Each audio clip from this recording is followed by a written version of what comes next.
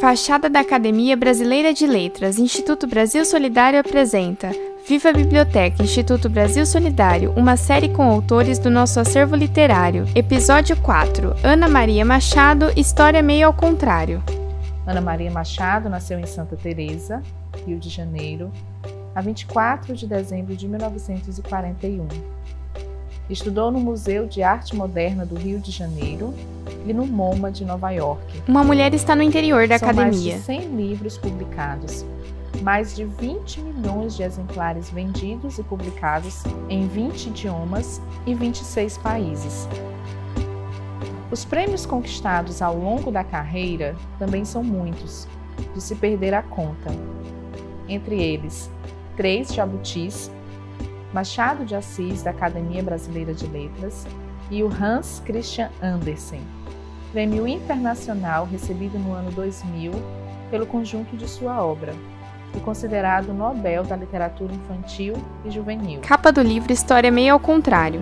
Olá, eu me chamo Carmélia Menezes, do Instituto Brasil Solidário, e hoje eu tenho o imenso prazer de estar conversando um pouquinho com a Ana Maria Machado, ocupante da cadeira número 1 da Academia Brasileira de Letras, uma das maiores escritoras do nosso país, com milhões de obras publicadas no Brasil, fora do Brasil, e hoje ela nos dá o prazer de conversar um pouquinho com a gente sobre uma de suas obras. Obrigada, Ana, mais uma vez, por ter aceito o nosso convite. Quem agradece sou eu pelo convite, é uma alegria estar aqui. A alegria é toda nossa, você não imagina o quanto estamos felizes, né, por esse momento. E hoje a gente vai conversar um pouquinho, né, sobre essa obra aqui. Pega o livro. História meio ao contrário, né, que foi a obra, né, uma das obras que te trouxe a primeira premiação, não foi, Ana? O Prêmio João de Barro. O primeiro prêmio que eu ganhei foi com esse livro, Não é? E assim, o próprio título, História meio ao contrário, já desperta na gente nessa curiosidade. Né? A gente já sabe que vai encontrar talvez alguns personagens, um enredo que não seja muito comum, não é, Ana? Então conta pra gente um pouquinho, né, a história por trás, né, dessa história aqui meio ao contrário. Estão sentadas em poltronas. É uma história... Esse livro foi publicado em 78 e o prêmio que eu ganhei foi 79, né? Foi logo em seguida. Na verdade, eu tinha ganho um prêmio, o primeiro prêmio que eu ganhei com ele foi em 77, foi ainda como original inédito, e a publicação foi um dos prêmios. Foi um prêmio dado pela Prefeitura de Belo Horizonte, que consistia em publicar o livro, o Prêmio João de Barro. É a história meio ao contrário, porque ela começa com a frase: então eles se casaram, tiveram uma filha linda como um raio de sol e viveram felizes para sempre. Essa é a primeira frase do livro. E claro que a última só podia ser: era uma vez. É uma história que ela está ao contrário, né? De cabeça para baixo. Ela começa onde todas terminam e ela termina onde muitas começam. Por isso é que tem esse nome. É, muito interessante, né? A gente encontra em História meio ao contrário, né? Um rei também, né? Um reizinho, um rei muito mandão, né? Também, né? Esse déspota. E também, mais uma vez, a gente encontra, né? Esse diálogo com outros personagens, né? De outras obras também tua, né? E mais uma vez, com temas, né? Com questões também bem vivas, né? Bem presentes, né? Na nossa atualidade, né? E então, Ana, pensando, né, exatamente nessa história meio ao contrário, né, nessa princesa, por exemplo, que resiste a esse casamento, né, arranjado, que não quer, né, essa pastora, né, que convence esse príncipe encantador, né, de que forma você pensa ou você acredita, né, que tudo isso também está bem presente, bem forte, né, hoje? Eu acho que esse livro, essa história, que foi um dos meus primeiros, hoje, cada vez mais, quando eu volto a ele e a outros desse gênero que eu revisitei ao longo da vida, os contos de fadas clássicos. Eu tenho esse livro, por exemplo, ele fala de um rei, uma rainha, uma princesa, um príncipe, um dragão, um gigante. Enfim, são personagens muito característicos dos contos de fadas tradicionais. Eu tenho livros sobre lobos, eu tenho livros sobre diferentes heróis desses, sempre revisitando. Eu tenho alguns diferentes sobre princesas e príncipes. Da Princesa que Escolhia é um livro, O Príncipe que Bocejava, porque a vida dele era uma chatice. Enfim, vários outros assim. E eu acho que é uma forma da gente ter uma noção de que nós temos uma continuidade cultural como espécie humana. Nós estamos aqui hoje, mas nós somos descendentes de todos os que vieram antes de nós. Nós temos uma história nesta cidade, neste país, neste continente, neste mundo em geral. E é uma cidade que a gente vai chegando para trás, é uma história que a gente vai chegando para trás e vai vendo que ela existe, e o mundo vai mudando e se transformando, e a gente, de cada vez, faz uma nova edição, passa limpo, corrige umas coisas. Mas, ao mesmo tempo, nós somos herdeiros de uma sociedade que se construiu dessa maneira, né? Que fez assim.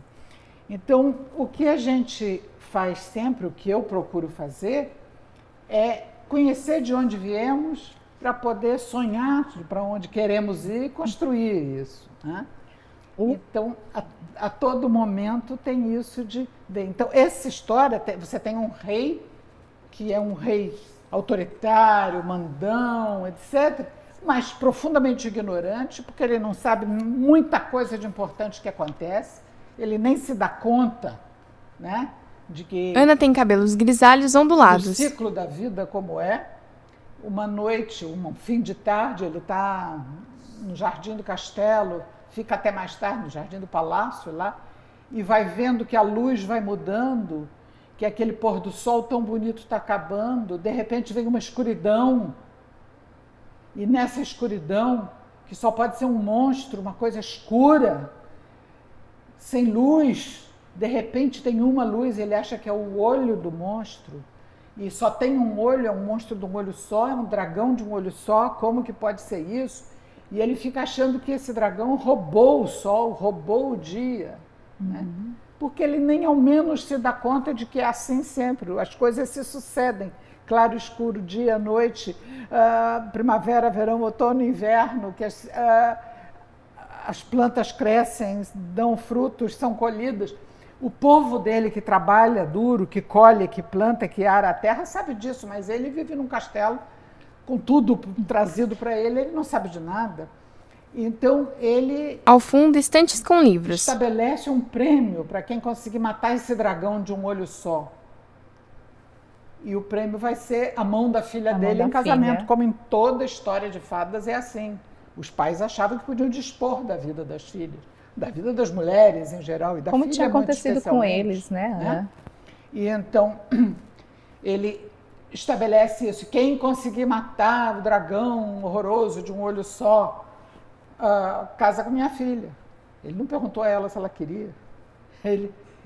Enfim, e todas as coisas que se colocam a partir daí. Eu não vou contar a história toda, que eu conto com muito mais graça com as minhas palavras de escrita. Sim. Mas essa é uma situação, então, que permite discutir classe social, trabalho, revolta, direito que a pessoa tem ao fruto do que trabalha, direito que cada um tem sobre a sua própria vida, sobre suas decisões, sobre escolher o companheiro, direito que especialmente as mulheres têm de não casar com quem o pai manda, né? E todas essas coisas que são discutidas, mas discutidas sempre com muito humor.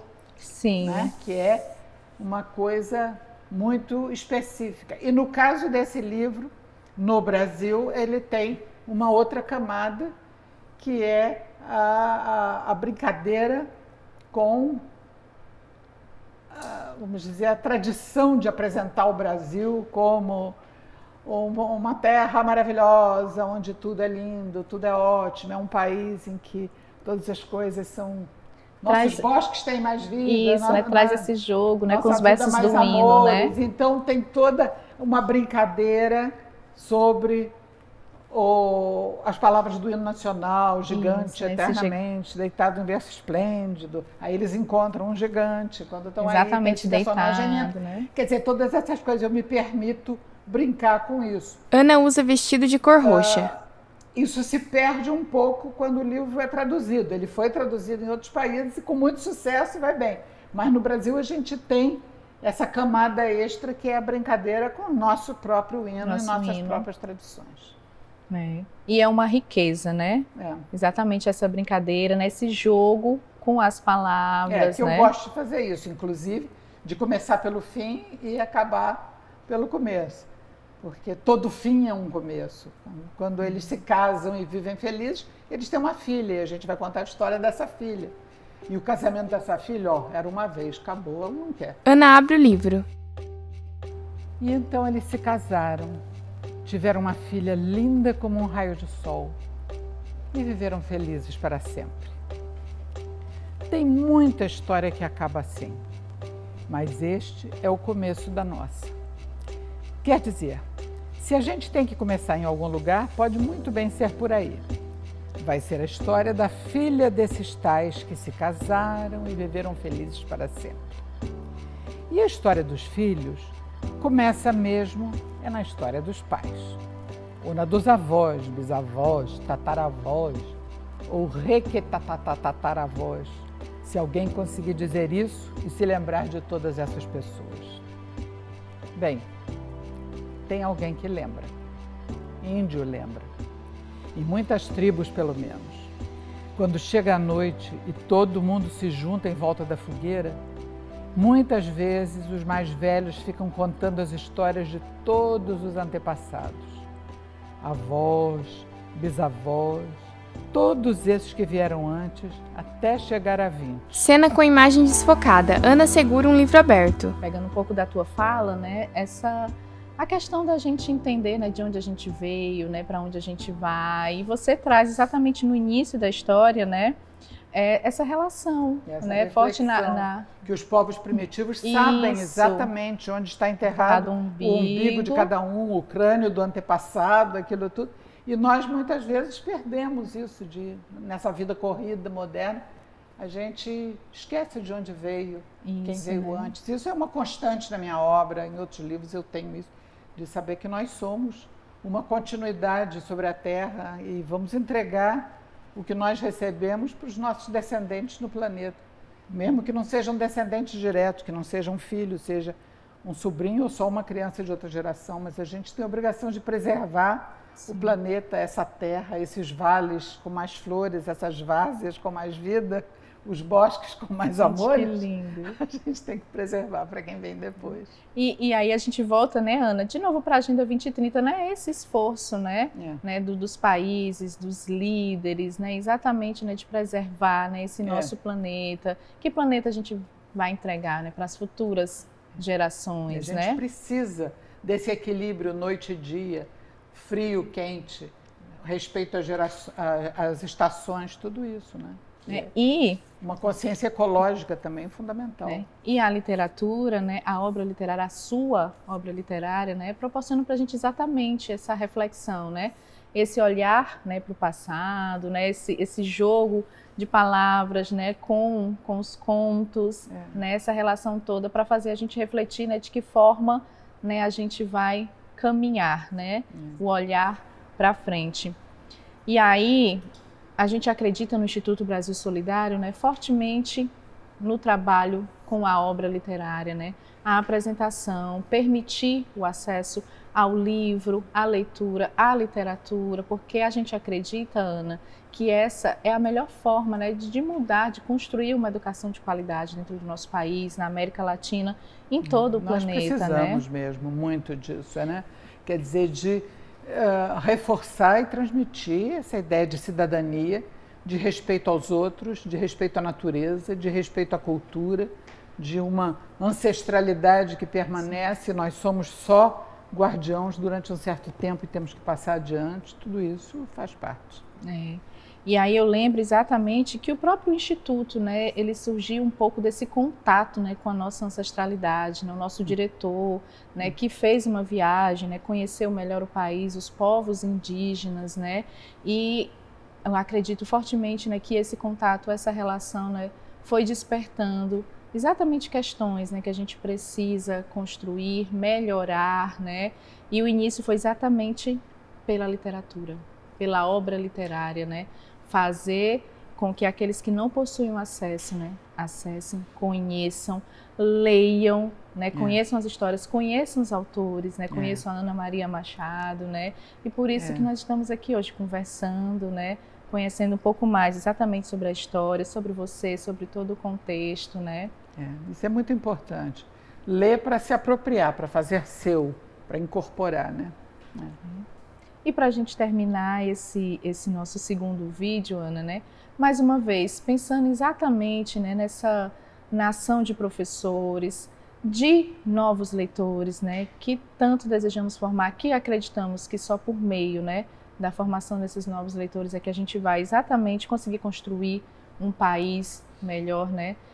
Gostaria de te pedir, de deixar, né, uma mensagem, né, para os professores, para os mediadores, para as crianças leitoras, né? O que é que você gostaria de dizer nesse momento? Eu acho que ninguém pode transmitir o que não tem, né? Então, eu acho que se alguém quer ser professor, quer ser mediador de leitura, quer colaborar para que as crianças leiam, tem que começar lendo para si mesmo.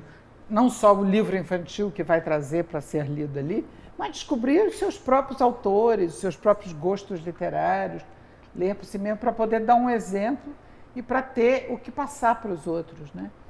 Eu acho que não passa na cabeça de ninguém contratar um professor de natação que não saiba nadar.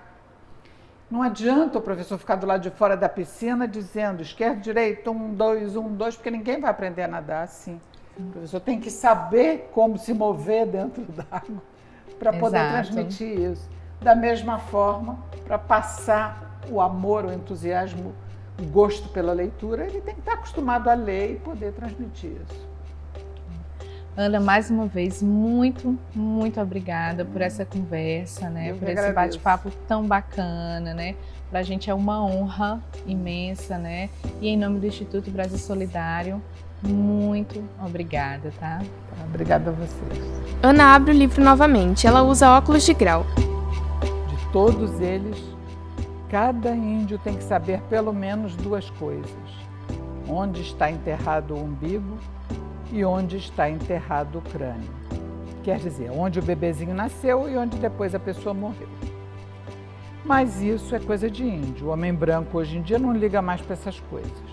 Prefere saber escalação de time de futebol, anúncios de televisão, capitais de países, marcas de automóveis e outras sabedorias civilizadas. Você sabe a história dos seus pais? Ela fecha o livro. A tela fica branca, em letras pretas, realização: Instituto Brasil Solidário, Ministério da Cultura, Governo Federal, Brasil, União e Reconstrução.